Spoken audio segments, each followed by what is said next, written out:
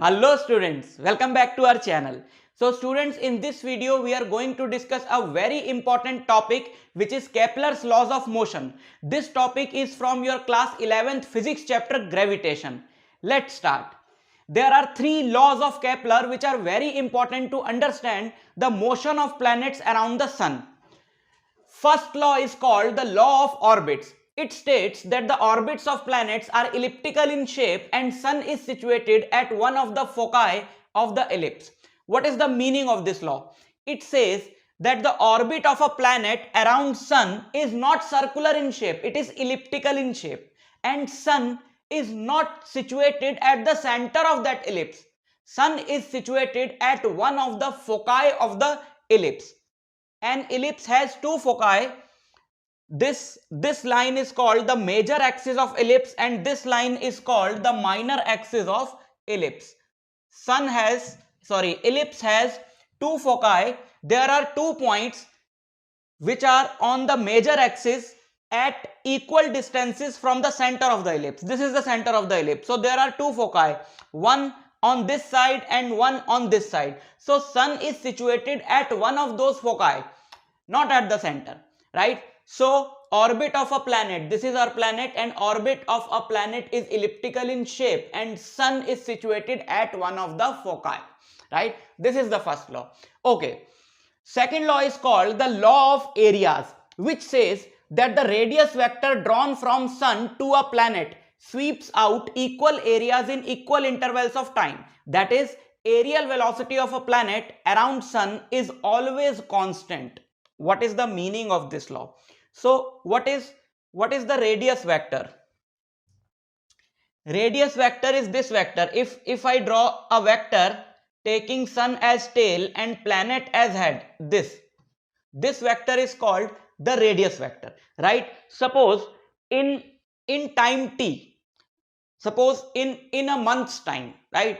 In 1 month this planet changes its position, and in 1 month this planet is, okay, wait a sec, I have to copy this planet. Okay, clone. After 1 month this planet is here, suppose. Okay, then again draw the radius vector. Radius vector is again this. So what is the area swept by the radius vector? What is the area swept by the radius vector? And that is, this area is swept by radius vector in this time which we took as 1 month, right? This is the area swept by the radius vector in 1 month's time. So second law says that in a fixed time, radius vector always sweeps equal areas. Suppose after some months the position of this planet is here, right?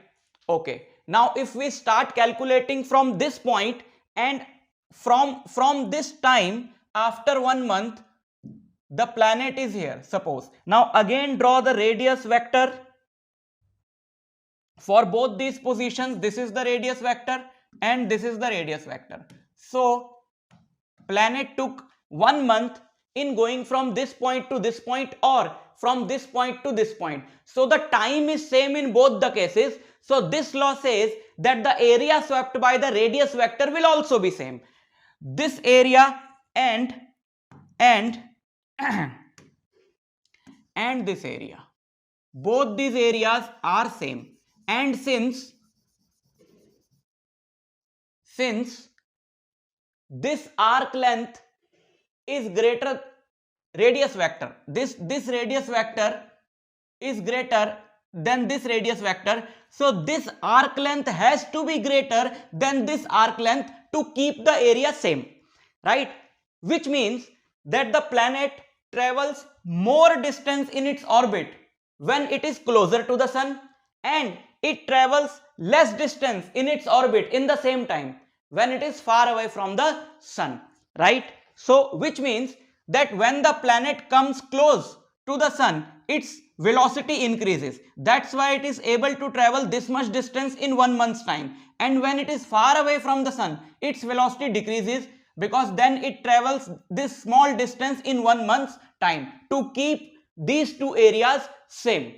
And this area swept per unit time is also called the areal velocity. So we can say that areal velocity of a planet around sun always remains constant, right? So we are going to prove this law using our knowledge of vectors. Okay,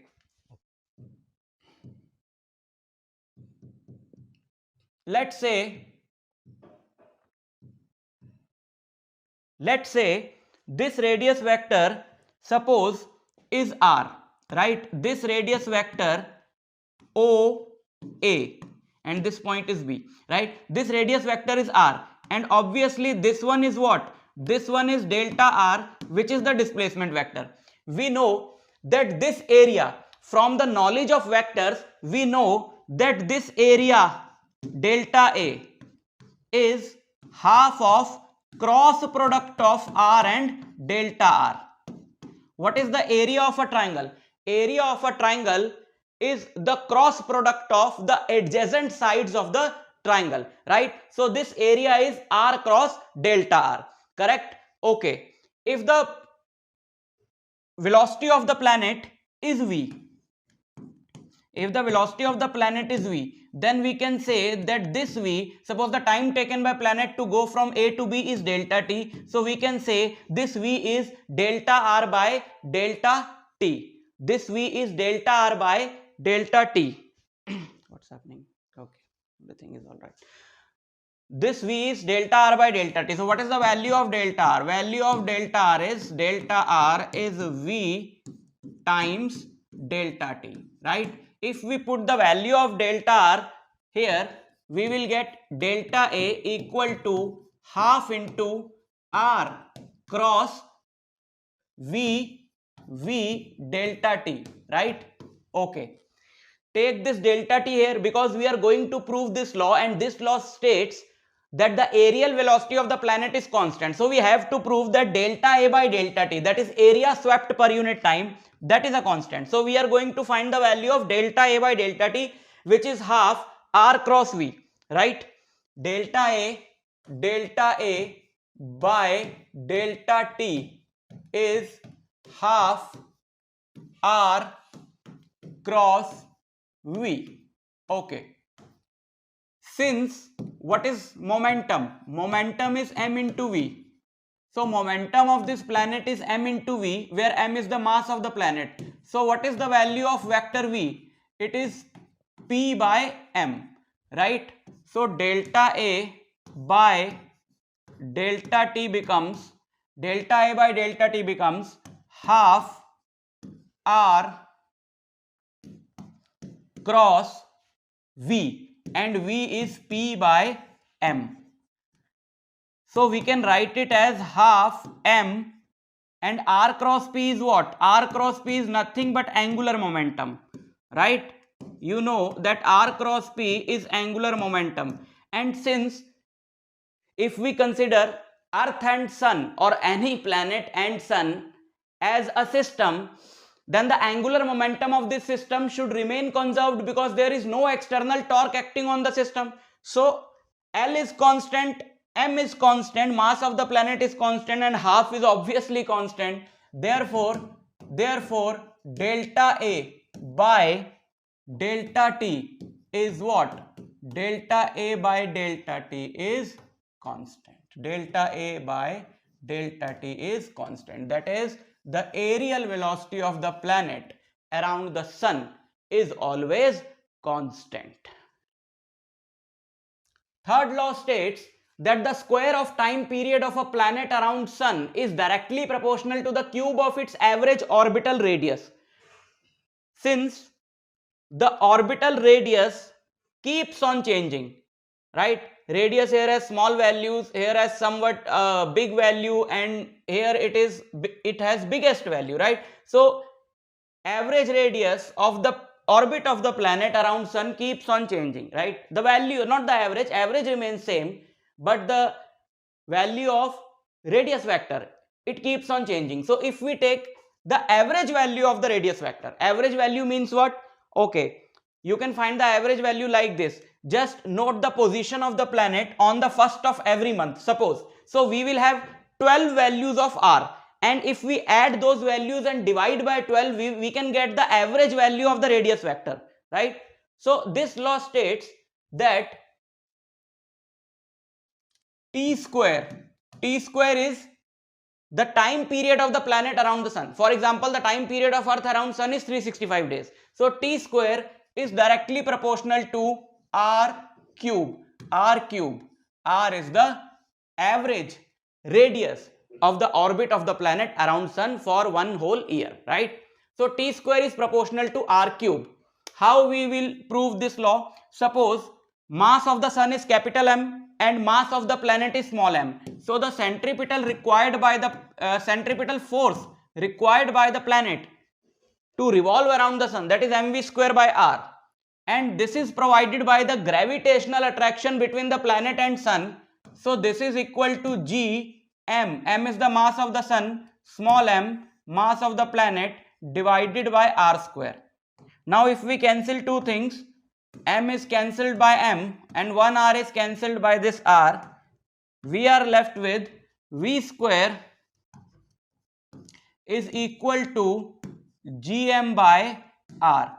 And we know that velocity is what? Velocity is distance upon time, and for one complete orbit, distance traveled by planet is 2 pi r and time taken is t. So if we put 2 pi r by t in place of v, we get 2 pi r by t whole square equal to gm by r. Okay, now open this. 4 pi square r square by t square gm by r. So if we keep t square on one side, this t square is here, and bring this r here, so it becomes r cube. So 4 pi square, this gm will come in denominator, 4 pi square by gm into r cube. And since 4 is constant, pi is constant, g is universal gravitational constant, and m is the mass of the sun, which is constant for next billions of years, so we can say that t square is proportional to r cube, right? And this formula can be used in numericals. To solve numericals, we use it like this: t1 square by t2 square equal to r1 cube by r2 cube. Suppose there are two planets, orbital radius of first planet is r1 and the orbital radius of second planet is r2. Time period of first planet is t1, time period of second planet is t2. So we can use this formula. If three values are given, we can use this formula to find the fourth value. For example, see this question: the distances of two planets from the sun are just wait a sec. Okay.